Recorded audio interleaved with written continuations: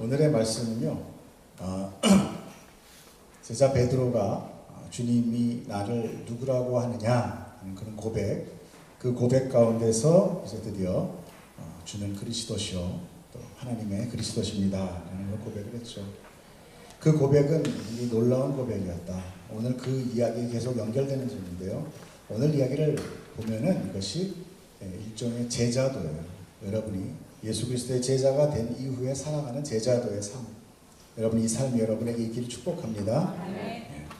예수님께서는 베드로의 고백으로 인하여 당신의 십자가 죽음에 대하여 말씀을 꺼내십니다. 그리고 이어서 제자들을 향하여 제자의 삶을, 제자도를 가르쳐 주시고 있는 거예요. 그런데 제자들은 사실 예수님의 이 말을 제대로 알아듣지 못하고 있다는 것입니다. 우리도 복음이 선포될 때 그 진리를 제대로 아는 자는 사실 극히 드뭅니다. 목사나 신학자나 정말 그날그날의 성령의 가르침, 성령의 깨달음이 없다면 우리는 성경을 그냥 글자 그대로만 읽을 수밖에 없어요. 그 안에 숨어있는 하늘의 보화를 발견할 수 없는 거죠. 그러나 우리는 이 세상에 속해 있으며 우리는 이 세상의 것만 보고 자랐기 때문에 우리의 관심은 온통 누구한테 있어요? 나한테 집중되어 있어요. 아무리 진리가 선포되고 모든 것을 다 진리가 선포되고 생명이 선포돼도 모든 걸 다 자기 관점으로 적용할 뿐이라는 거죠. 그런 가운데, 그런 어떤 불가능한 가운데 베드로의 이 고백은 정말 놀라운 사건이 아닐 수 없다는 거예요.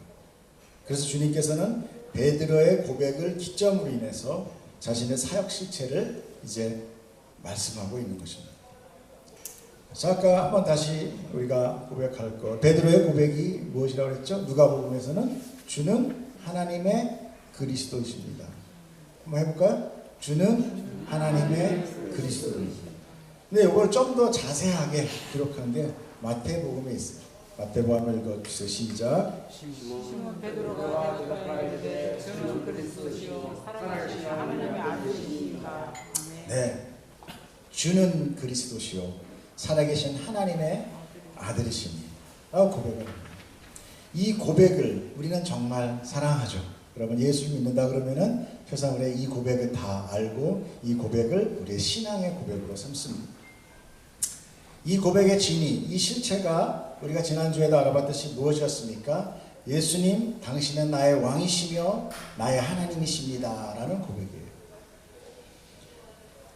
그러나 우리가 늘 다시 한번 나의 실체를 볼 때마다 느껴지는 건 뭐지만 우리의 그런 고백과는 다르게 우리의 실제적인 왕은 늘 나 자신이라는 것을 우리가 부인할 수 없다는 거죠. 그러면 우리가 신앙을 갖고 이렇게 세상에서 하나님을 믿는다고 하는데 왜 이게 잘 안 될까? 아무리 애를 써도 우리 스스로 이 자리를 포기할 수 있는, 그 나의 왕된 자리를 포기할 수 없는 것은 무슨 이유일까? 그 이유는 성경을 통해서 창세기에서 우리에게 알려주고 있습니다. 창세기에 보면 사단인 뱀이 하와를 유혹하여 그때 뭐라고 유혹을 하냐면은 너희 눈이 밝아져 하나님과 같이 될 것이다 라고 얘기해요. 누구와 같이 돼요? 하나님과 같이. 바로 여기에 키포인트가 있어요. 사실 창세기에 사단이 그 뱀이 나타나는 것은요, 하나님께서 뭐 뱀이 하나님 몰래 나타나서 아담을 하와를 이렇게 유혹한 거라기보다는 하나님의 시험이 있을 때 항상 뱀이 나타납니다. 그래서 이때도 뱀이 나오고 광야 가운데 하나님을 배신하니까 뭐가 나와요? 불뱀이 나오죠. 그리고 결국 그 놋뱀으로 인하여 놋뱀을 장대 끝에 달아서 그를 쳐다보라. 그걸 통해서 어떻게 해요? 뱀을 물린 사람, 불뱀이 물린 사람은 낫더라. 안 물린 사람은 낫고 말 것도 없죠.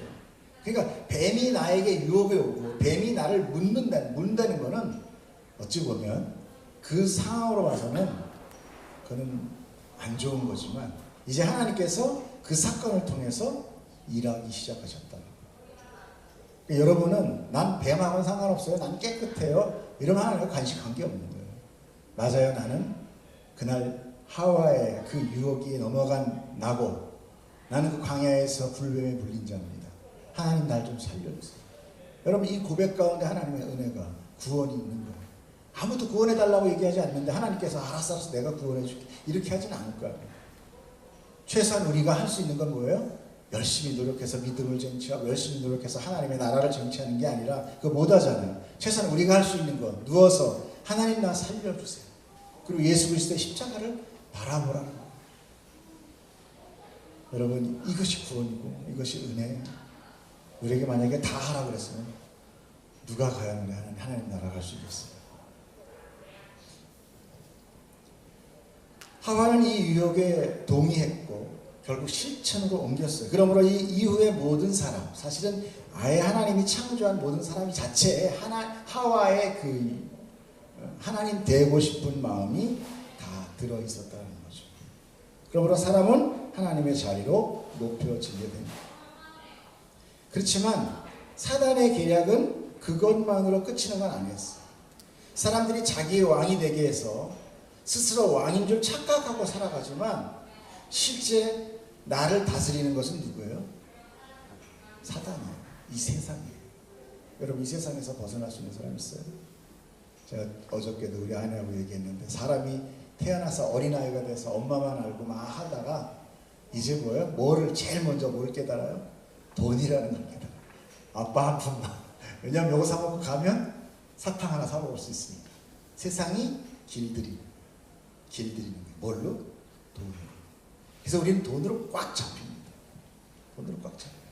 아무리 선한 가정도 돈 있어서 부모가 딱 돌아가시면 전부 싸우고.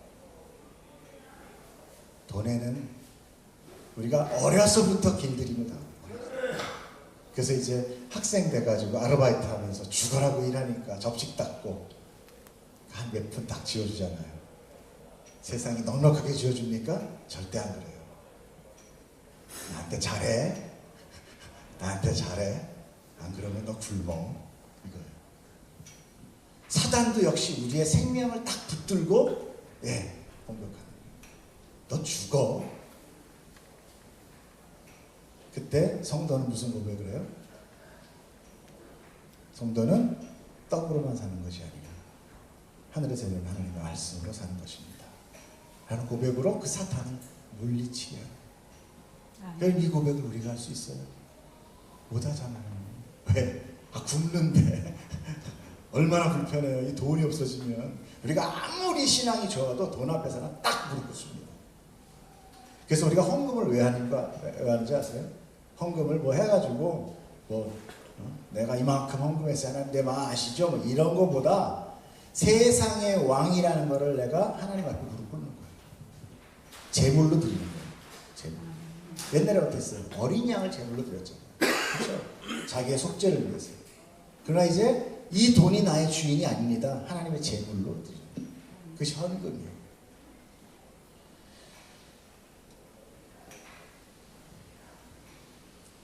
그러므로 우리는 사단에게 100% 순종하고 사단이 주는 유혹을 100% 벗어나지 못해요. 하려고 잠깐씩은 나오지만 궁극적으로 다시 순종할 수밖에 없어요. 결국 내가 왕이 된 줄 알았는데 하나님을 떠나면 내가 왕이 된 줄 알았는데 실제 자유함을 누리지 못하는 자가 됐더라. 오히려 자유함을 주셨던 하나님을 불신하고 떠남으로 스스로 사단의 속박으로 들어간 거예요. 그래서 하나님께서는 이 나라를 이거를 깨뜨리겠다. 그리고 여기에서 내가 너희를 구원하겠다고 말씀하시는 거예요. 근데 우리는 아니요, 나는 여기서 이 사단이 주는 걸 좀 더 많이 줬으면 좋겠어요. 여러분 우리가 분명히 알고 가자고요. 우리는 이 죄 못 이깁니다. 그러나 분명히 알고 가자고요. 이게 나를 해방시키지 못한다는 것을. 여러분 다 살아보셨잖아요. 어느 정도 다 중년층 이상이시잖아요. 돈이 나를 행복해 해주던가요? 늘 불안하게 해주죠. 늘 불안해. 물론 가끔씩 나를 채워주기 위해 세상 것으로. 그러나 그것이 완전함으로, 그것이 정말 안전함으로 나아가지 못한다는 거예요.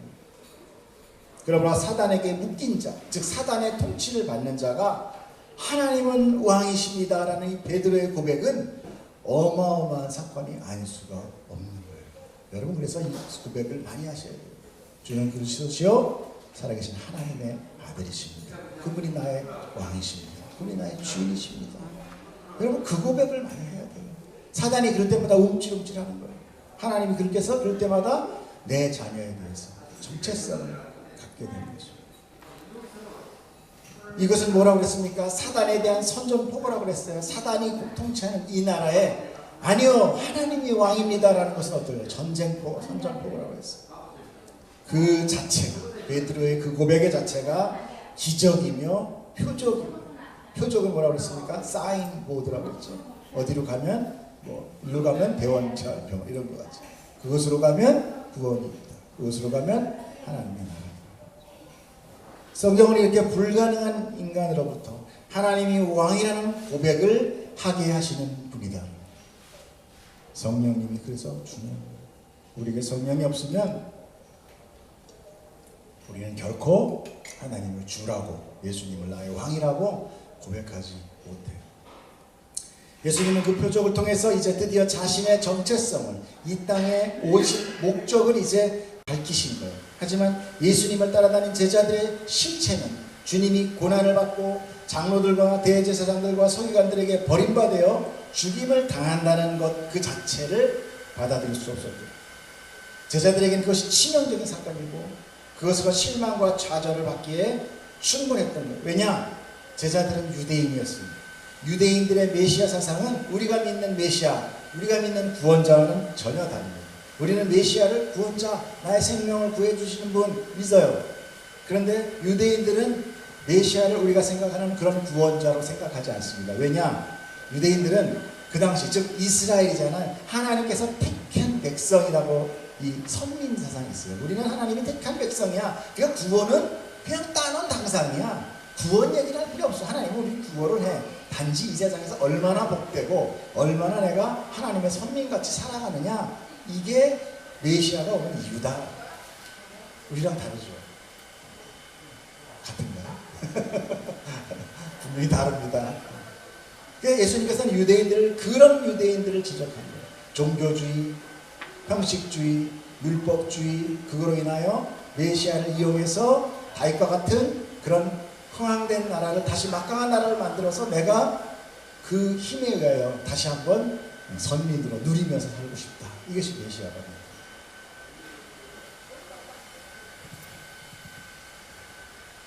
그런데 그렇기 때문에 제자들이 자기의 모든 것, 배 이런 거 다 버리고 따라간 거죠. 그래서 나중에 어떻습니까? 제가 뭐 예수님 그 왕으로 올라가실 때 저 좌청룡 우베코 해주세요. 어? 저는 우측에 저는 좌측에 이런 얘기가 있지 않습니까? 그들은 이 땅에 속한 자였다는 거예요. 그렇게 모든 것을 버리고 따라가는 그 메시아가 고난을 받고 버림받고 죽는다니까 그건 도저히 받아들일 수 없는 거죠. 응? 그 순간 아마도 누구도 말하지 못하는 정적이 흘렀을 거예요. 조용했을 거예요. 왜? 이게 아니거든. 이게.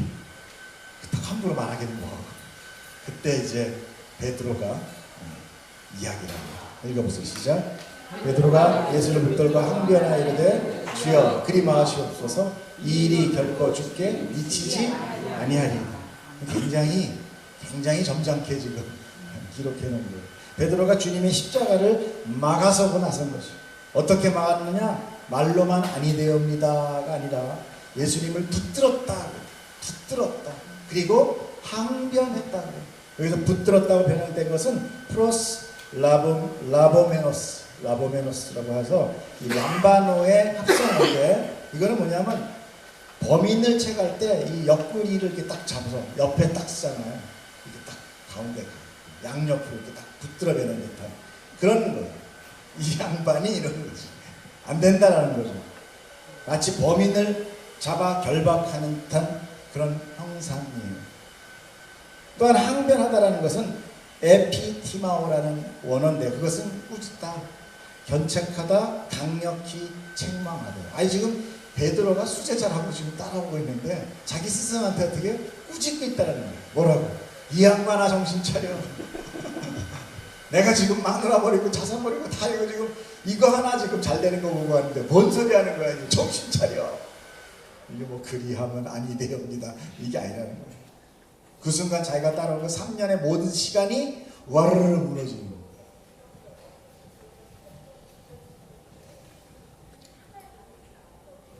자기가 예수님을 따라다녔던 그런 어떤 목적과 십자가는 전혀 맞지 않는, 오히려 자기 뜻과는 다른 결과를 제시하는 예수님께 화가 난 거예요. 여러분 설교 말씀에 가끔 이런 반응이 나타나지 않습니까? 여러분 전부 다 긍정이 돼요? 아, 그렇지. 아멘. 제가 가끔씩 여러분 예수 믿으면 핍박받을 겁니다. 고난 올 겁니다. 그러면 아멘. 그렇지 그래요? 이게 뭔 소리야 지금? 저 양반이 지금 그러면 아니 되옵니다. 이렇게. 그게 우리 반응인 게 맞아요. 세상에 나 부자 되고 싶어서 쏘져가는 사업도 좀 건강도 좀 챙기고 싶어 왔는데 너는 고난을 받을 거야. 그럼 내가 예수 잘못 믿었나?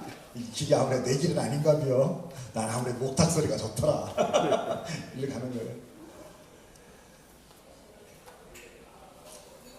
여러분 정말 그럼에도 불구하고 이렇게 여러분이 앉아서 그걸 긍정하고 이해하려고 노력하는 거예요. 여러분 이것은 여러분의 노력이 아닙니다.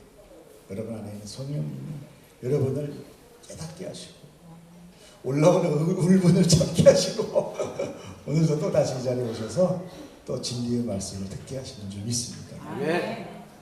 그러면 정말 여러분은 대단한 믿음을 가지신 분 맞아요. 대부분의 사람들이 다 자기의 소원을 이루고 목적을 이루기 위해 열심히 신앙하는 것 아니겠어요? 어쩜 그것이 너무도 당연한 것입니다. 그런데 기독교는 그렇지 않다. 세상의 모든 종교를 사람들은 자력 종교라고 합니다. 내가 열심히 지성이면 감천, 비나이다 30일기도 100일기도 그렇죠? 즉 자기가 노력해서 지성이면 감천이 되어 신의 능력을 이제 감동받아서 그 능력으로 자기 소원을 성취하는 것이 이 세상의 종교예요. 그런데 오직 기독교만이 타협 종교입니다. 내 힘이 아니에요. 자기의 노력과 열심이 전혀 개입되지 않고 오직 하나님의 뜻이 일방적으로 우리를 덮쳐오는 겁니다. 물같이 물이 바다 덮음같이 덮쳐오는 거예요. 아차 생각할 겨를도 없이 은혜가 덮쳐오는 거예요. 즉 내 뜻은 제외되고 하나님의 뜻이 내 뜻이 되어버려요. 내가 언제 뭐 세상의 구원을 생각합니까? 우리 살아가기도 바쁩니다. 내 앞에 사건도 지금 다 깨닫고 이해하기 힘든데 뭐 하늘나라가 어떻고 하나님의 통치가 어떻고 진리가 어떻고 이거 언제까지 생각해요? 그런데 하나님의 뜻이 나를 덮어버린다. 그러므로 그 과정은 평탄할까요? 험난할까요? 험난한 거예요. 그 이해되는 나의 이해됨과 하나님의 뜻이 상충하지 못하고 계속 싸우는 거죠. 그래서 도망하고 싶은데 하나님께서 놔주질 않는 거예요. 여러분 자녀가 그 아이가 하고 싶다고 해서 안 되는 걸 그냥 놔두는 부모는 없습니다. 어떻게 해서든지 붙들고 야단치고 막아서고 좋은 쪽으로 인도하고 노력하죠. 인간인 부모는 자녀를 완벽하게 인도하지 못합니다. 그럼에도 불구하고 그러나 하나님은 완전하신 분이에요. 그러면 결코 실패하지 않는다는 거예요. 그 이야기를 바꿔 얘기해서 결코 내 뜻은 이루어지지 않는다는 거예요.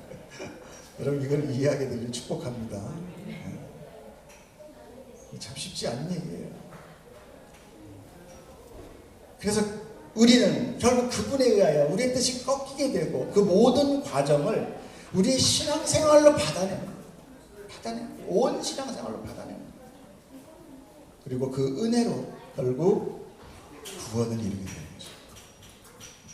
그때 우리가 마지막 구원 받는 그 순간에 와 내가 진짜 호랑이 꼴을 잡았구나를 알게 돼요. 그전에는 야 저쪽 쟤네들이 더 좋은 것 같은데 저긴 막 승승장구 권세도 잡고 그걸 모르니까 그냥 우리가 그냥 사탕 달라고 떼쓰는 우는 아이와 같이 우리의 매번의 기도는 그저 울고 불며 간구하는 그렇게 완강하게 저항하는 베드로에게 주님께서는 강력하게 말씀하십니다. 다시 한번 읽겠습니다. 시작. 예수께서 베드로에게 이르시되 사탄아 내게 물러가라. 너는 나를 넘어지게 하는 자로다. 내가 하나님의 일을 생각하지 아니하고 두려워 사람의 일을 생각하지 보십시오. 지금 베드로의 모든 뜻은 예수님의 이 한마디에 다 꺾여나가요. 예수님 베드로를 향하여 뭐라고까지 얘기해요? 사탄. 야 너무하시네 진짜. 아니 아무리 제자가 한마디 말 잘못했다고 사탄아? 제가 만약에 여러분 성경 공부하다 사탄아 그러면 끝이야 저는. 다시는 안 볼 거예요. 얼마나 상처되겠어요. 여러분 사탄은요 우리가 생각하는 뿔 달리고 나를 괴롭히고 공격하는 그런 무서운 시뻘건 얼굴의 것이 아니라 하나님의 뜻을 거부하고 대적하는 것이 사탄이에요. 무슨 이렇게 모양으로 하는 것이 아니에요. 그러므로 우리의 뜻만을 관철시키려는 내가 사탄인 거예요. 여러분 잘 이해하십시오. 어디 가서 또 나도 사탄이래 우리 목사가 그러면 그냥 분명히 2단일 거야. 아마 3단 될 거다 이렇게 생각하니까 앞뒤를 잘 들으세요. 여러분을 제가 격하는 것이 아니라 내가 하나님의 뜻을 거부하고 내 뜻만을 관철하려고 하는 그 내 안에 그 사탄의 성질이 있다. 그러므로 우리의 뜻만을 관철시키는 것은 하나님의 뜻이 아니다. 앞서 보았듯이 사탄의 유혹으로 타락한 아담과 하와 이후에 모든 자는 다 사탄의 지배를 받는다고 그랬잖아요. 그래서 예수님이 뭐라고 해요? 그러면 너희 아비는 사탄이야 라고 해요. 그럼 나는 딱 한 번 좀 심한 소리 할게. 난 나귀 새끼. 난 되게 선하게 생각했는데 제가 얘기하는 게 아니라 성경이 얘기해요. 시작. 너희는 너희 아비 마귀에서 났으니 너희 아비의 욕심대로 너희도 행복할 줄 아니라. 그는 처음부터 살인한 자요 진리가 그 속에 없으므로 진리에 서지 못하고 거짓을 말할 때마다 제 것으로 말하느니 이는 그가 거짓말장이요 거짓의 아비가 되었습니다. 여러분 성경은 여러분을 쓰러뜨리려고 넘어뜨리려고 실족하기 위해서 말씀하시는 게 아니라 우리의 실체를 알고 주를 붙들으라고 얘기하는 거예요. 우리의 눈이 자꾸 사단에 거짓의 아비에게요 가려져 있고 아니야 거기 아니야 여기가 좋아 이거 봐. 그리고 자꾸 그 유리구슬들을 보여주니까 우리는 계속 여기에서 그저 이게 다인 줄 알고 살아가지만 하나님은 여기를 어떻게 했어요? 이 시간이라는 것을 묶어놨다니까요. 우리의 멸망은 뭐예요? 시간의 회수예요. 하나님이 야 시간 다 걷어 끝이야 그러면. 그렇지 않습니까? 우린 시간이 있어야만 누리는 거예요. 엄청 돈 벌었는데 그날 죽더라. 그 무슨 상관이 있냐고요? 무슨 소용이 있어요? 주님께서는 분명히 말씀하십니다. 나를 넘어지게 하고 하나님의 일을 생각하지 않는 것, 이것이 하나님의 뜻을 대적하는 것이고 그런 자가 사단 마귀다. 그리고 이것을 사람의 일이라고 규정합니다. 사람의 일. 그러므로 사람의 일은 다 세상이 사단이 하는 거예요. 아담 이외의 모든 사람은 다 이 사단이 되었습니다. 사람의 일, 결국 하나님의 뜻이 아닌 자기가 중심이 되어 자기의 뜻을 통찰하고 가는 거예요. 하나님께서는 그거 내려놔. 그거 내려놔. 그거 너를 행복해 주지 않아. 해주지 않아. 그 이어서 이제 오늘의 본문 23절 읽어서 시작. 또 무리에게 이르시되 아무든지 나를 따라오려거든 자기를 부인하고 날마다 제 십자가를 지고 나를 따를 것이니. 아무든지 누구라도라는 의미죠. 나를 따라온다는 의미는 예수 믿고 예수가 인도하는 곳으로 가기를 원한다면 먼저 뭐라느냐? 자기를 부인하라. 이 부인하다는 것은 부정해라는 거예요. 나를 부정해라는 거예요. 사람이 태어나서 자기 발전을 하고 자기의 인간관계를 맺고 열심히 노력하는 것이 어떤 목적이 있기 때문입니까? 바로 나의 존재성을, 나의 정체성을 나타내기 위함이에요. 자기를 드러낸다는 것은 모든 상황 속에서 자기의 존재가 드러나고 그 중심에 서겠다는 것입니다. 그렇잖아요. 그것이 우리 인간들이, 우리가 아이들 키울 때 다 그 목적으로 살잖아요. 공부 열심히 해라. 왜? 훌륭한 사람들이. 훌륭한 사람 뭐예요? 많은 사람들 가운데 가운데가 되라.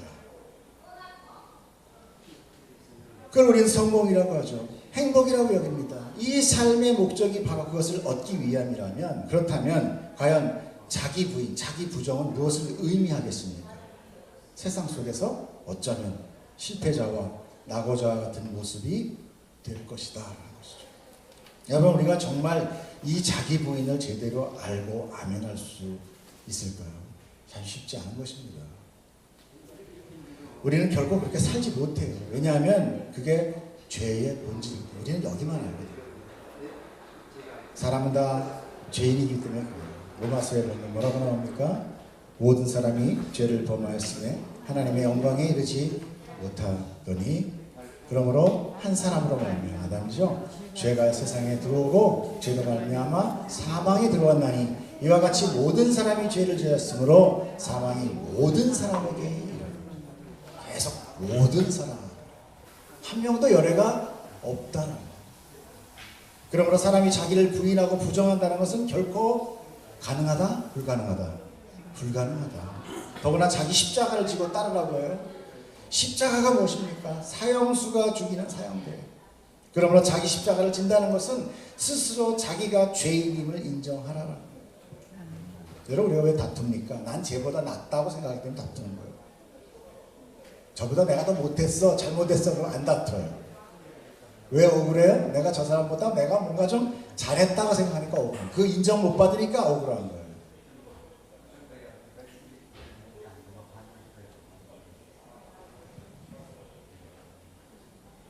그러므로 자기 십자가를 자기에게 적용하지 않고 나를 괴롭게 하고 내게 부담이 되는 사람이나 상황을 내 십자가야 라고 생각하는 것은 잘못된 일이에요. 그래서 되게 보면은 이 구절, 너는 너희 십자가를 지고 오라. 그러면 뭐라고 해요? 속 썩는 남편, 술 먹고 지지리도 안 들어오는 남편, 저거 평생 내가 끊고 가야 되는데 속 썩이는 자녀들, 뭐 사업하다 짊어지게 된 평생 죄들, 부채, 이런 게 그런 고통스러운 주변 상황을 그것이 나의 십자가다라고 생각하는데 여러분, 그건 십자가 아닙니다.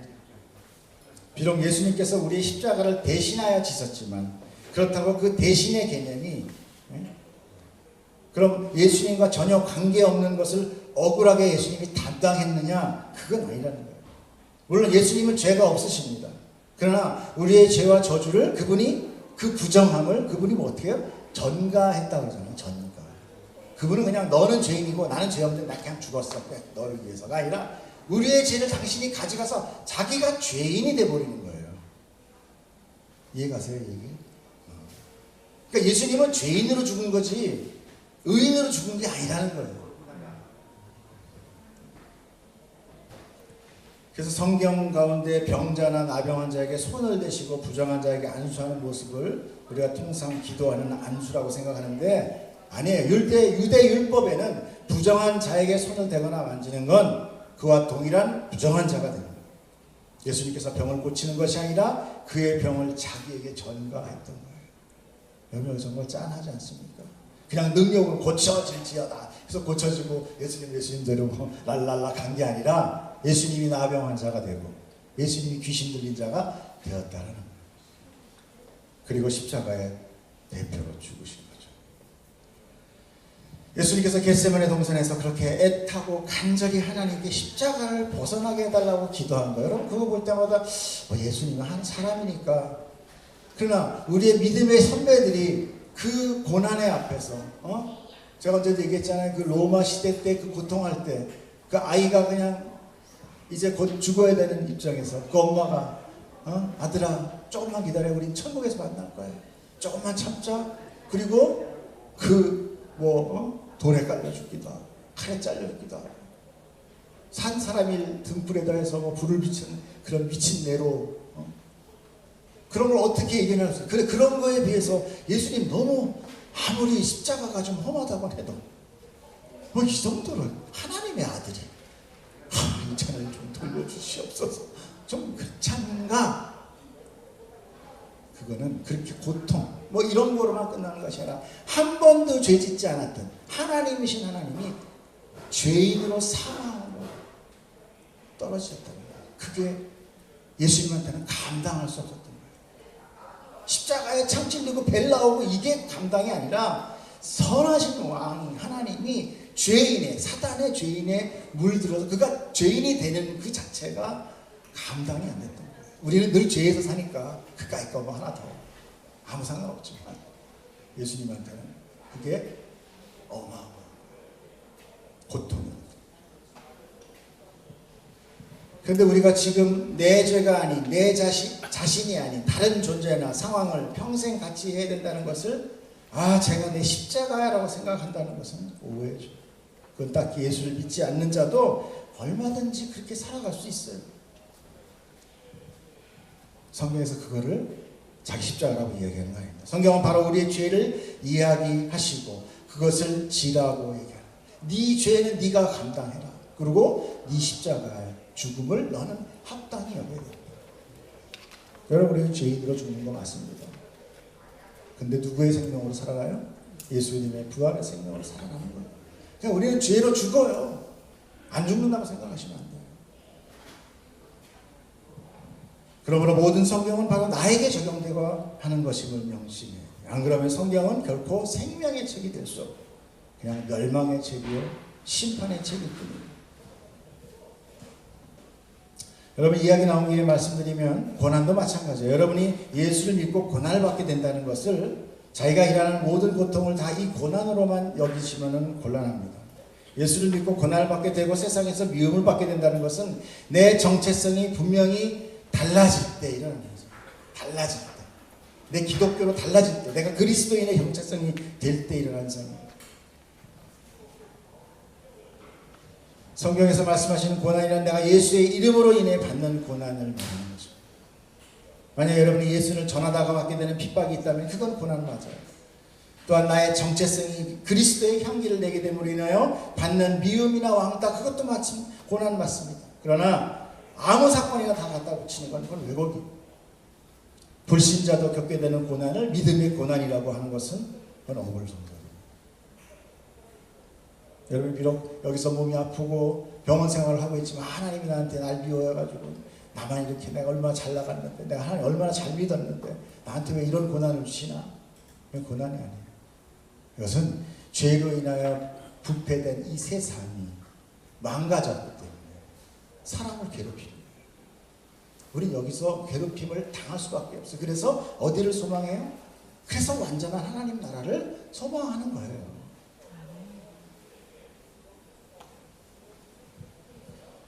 자, 우리가 그런 분별력을 갖고 신앙생활을 하기를 축복합니다. 그래서 그걸로 많이 실족하시는 분들이 제가 많이 봤거든요. 그렇지 않다. 그리고 여러분이 정말 혼란스럽다 그럴 때는 기도하세요. 뭘 위해서 기도해요? 지혜와 분별력을 갖게 해달라고 간절히 구해야 됩니다. 그리고 저 같은 목회자하고 늘 상담하셔요. 무조건 단정부터 내리면 안 됩니다. 그럴 때 제가 해줄 수 있는 건 뭐냐? 그걸 벗어나게 못 되죠. 합력하여 기도하는 것. 그것이 가장 지혜로운 방법입니다. 십자가는 이렇게 죄에 대한 대가요 죽음입니다. 그러므로 주님은 이제 목숨이라는 주제로 이제 구원의 중요성과 목적을 설명하십니다. 24절 읽어주세요. 누구든지 제 목숨을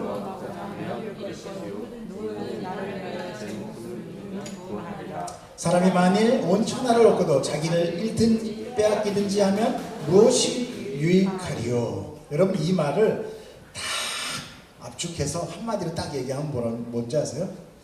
죽으면 무슨 소용이 있니? 죽으면 무슨 소용이 있니? 아무 소용 없어. 너가 살아있어야 그래야 뭘 누리든 말든. 죄는 사람을 하나님과 원수되게 하였고 사단의 통치로 사로잡아갔습니다. 그때 사단의 통치를 깨닫지 못하게 사단이 쇠뇌를 시키는데 이 쇠뇌로 인하여 하나님에 대하여 무감각해져요. 자신이 이제 하나님의 영원한 생명으로 공급받는 자로부터 이제 그 공급이 끊어져서 유한한 삶을 살게 되었다는 것을 잊어버리게 합니다. 죽음을 잊어버리게 해요. 여러분, 지금 살아가면서 죽음은 두렵지만 막 느껴져요? 아니죠. 그럼 또 살 수도 없지만 막 죽는다는 게 느껴지진 않아요. 이게 망각이 되는. 그렇기 때문에 내 앞에 어떤 사건이 더 커 보여요. 사실 뭐라고 할까? 아까 죽으면 무슨 소용이니? 근데 내가 몇 푼 더 받는 거, 내가 좀 더 누리는 거에 대해서 목숨을 걸어요, 진짜. 그리고 어떤 때는 그거 잃었다고 지 목숨을 지가 끊기도 해. 정말 죽음에 대해서 사탄이 맞추지를 않는 거예요. 그러니까 하나님께서 내가 너에게 생명 줄게 그러는데 감동이 없어요. 감동이 안 나요. 근데 사람은요, 마지막 죽음 바로 앞에서 여러분 이걸 다 느끼게 됩니다. 내가 가장 소중했던 게 생명이었구나. 여러분 이걸 분명히 사람은 다 느끼게 됩니다.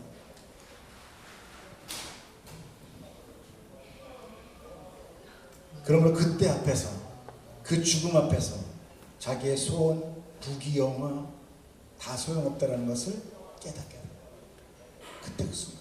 그러나 늦을 수 있다. 그러므로 지금 하나님이 우리에게 생명 주신다고 할 때 여러분 아멘 하시고 받으시고 축복합니다. 아멘. 몰라도 아멘 하세요. 하나님이 주신다는 거는 그냥 아멘 하세요. 받으세요. 하나님 나쁜 거 주시겠어요? 받으세요. 이 생명은 영생. 그러나 영원히 사는 생명이 영생이 아니라 신적 생명이거든요. 이게. 예수 그리스도 안에 사는 것. 그것이 참 영생이고 복이며 그것이 바로 천국이에요. 그분의 통치가 없으면 우리는 또다시 이 저주받은 세상 속에서 똑같이 이런 고난을 반복하며 그리고 느끼지 못하는 이런 삶을 살 수밖에 없어요. 그러므로 성도는 예수 그리스도의 십자가로 죄사함을 받는 것뿐만이 아니라 그분의 부활로 인하여 새 생명을 받아서 드디어 산자가 되는 거예요. 산자. 그리고 하나님은 이 산자하고만 이야기합니다. 하나님이 죽은 자하고 얘기하겠어요? 여러분 죽은 사람하고 얘기해요? 이상한 사람이지. 살아있을 때 대화가 되는 거잖아요. 하나님은 산자와 대화. 그러면 그 얘기는 바로 뭐예요? 교회하고만 얘기한다. 하나님의 말씀은 이 교회 안에 선포되는 거예요. 이 성경 말씀은 그래서 우리 들으라고 하는 거예요. 근데 우리는 거기서 나쁜 건 다 빼버리고 복 받아라, 너와 함께한다, 형통한다 이런 것만 붙들어서 자기한테 오해하는 거예요. 여러분 하나님의 말씀이 나에게 들린다는 것은 하나님의 은혜가 여러분 안에 있다는 것을 깨달으시길 축복합니다. 아멘. 그러므로 우리의 생명도 천국도 다 누구 안에 있어요? 내 능력으로 안 된다고 그랬잖아요. 누구 능력? 나를 위해 돌아가시고 십자가에서 부활하신 누구? 예수 그리스도 안에 있다는 거예요. 그래서 예수님을 보면서 우리는 구원, 즉 죄사함과 생명뿐만이 아니라 그분의 그 통치, 즉 하나님의 나라를 그 안에서 우리가 찾게 되는, 볼 수 있는 자가 되는 거죠. 아, 저분이 저 안에 천국이 있구나. 저 안에 하나님의 나라가 있구나. 여기 있다 저기 있다가 아니라 저 예수님의 통치가 있는 그곳에 천국이 있구나. 저분의 다스림만이 천국이구나 라는 것을 깨닫게 돼요. 이제껏 나는 내 소원만 이루고 천국이 될 줄 알았는데 내 소원이 이루어질 때마다 내 삶이 더 지옥되니 이건 아니구나를 깨닫는 거예요. 그렇지 않습니까? 가난한 산동네 살 때는 불편해도 이웃집 서로 나누면서 옆집 앞집 문 열고 살았어요. 근데 우리가 노력해서 돈 벌고 아파트 들어오니까 앞집 보조기 한 3개 달아도 늘 불안해. 그렇게 되더라고요. 내가 뭔가 빼앗길 게 있을 때 그때부터 사람들이 두려워지기 시작해요. 이웃과의 단절임. 그것뿐만 아니라 나를 성취하고 삶도 좋았는데 이상하게 나에게 만족이 없어져요. 만족이. 여러분 물론 어려운 삶에서도 늘 그렇지만 세상에도 보면 이 방글라데시 같은 그런 나라가 훨씬 만족도가 높습니다. 그거는 뭐 제가 얘기하는 게 아니라 다 조사에 나와요. 그런데 어느 정도 사는 나라에서 더 불만족스럽다는 거예요. 제가 좀 비유하면 이 비유 다 하면 안 되겠다. 30년 전에 우리 아내랑 결혼할 때만 해도 다가구 주택이라고 그래가지고 방 칸에 이렇게 다락 있고 부엌 있고 화장실은 바깥에 한 5개 있고 있었죠? 그런 얘기 많이 들었잖아요. 살다가 친구네 집 갔더니 아파트 안에 화장실이 있네. 집안에 화장실이 있어. 그래가지고 죽어라 열심히 노력해서 돈 모아서 아파트를 산 거예요. 너무 기뻤어. 한 달, 2달. 다른 또 친구 집들이 갔더니 거기 화장실이 2개 있네. 방 안에 하나, 한 번에 하나. 야, 이건 안 된다. 또 열심히 죽으라고 일하고. 그래서 그걸 죽도록 일하다 죽었더라. 그런 얘기가 있는데 절대 세상이 우리한테 만족을 주지 않는다. 그때부터 어때요? 그때부터 내가 그렇게 노력해서 살아서 그 집 샀는데 화장실 안에 있는 거 샀는데 그때부터 이 집이 아주 한 꼴보기 싫은 거야. 내 삶이 너무 추저온 거야. 저기 화장실 푸는데. 여러분 세상의 물질, 소원 이거는 들어지면 들어질수록 점점 더 나에게 자괴감을 주는 거예요. 예전에 스웨덴에 아바라는 그룹이 있어요. 아바. 아세요? 아바? 아바라는 그룹이 돈을 너무 많이 벌어서 거기에 섬을 사서 거기 왕궁을 만들었대. 여기 살다가 1년도 못 돼서 나왔다는 거예요. 왜 나왔냐? 그 좋은 데를 나온 거. 그랬더니 사람들이 없어. 자랑할 놈이 없다. 재미가 없다. 아무리 좋아도 자랑해야 그래야 재밌잖아. 누가 부러워해줘야 되는데 이거 외딴 사람에 부러워하는 사람이 없네. 여러분 뭔지 아시겠죠? 우리가 원한다는 것이 얼마나 작은 건지. 이건 복이 아닙니다. 그는 갈증. 마셔도 해결이 안 되는 그것은 거짓이요. 그것은 허망함. 그러나 예수님은 참이며 진리며 생수인 것입니다. 그럼 우리에게 주님은 그 죄로 묶인 자아를 내려놓으라. 너 내려놔. 그 부인하라. 우리의 손을 세상으로 잡았던 그 손을 펼치게 하시고 하나님의 복을 우리에게 쥐어주시는 것이다. 하는 것을 여러분 깨달으시길 축복합니다. 기도하겠습니다.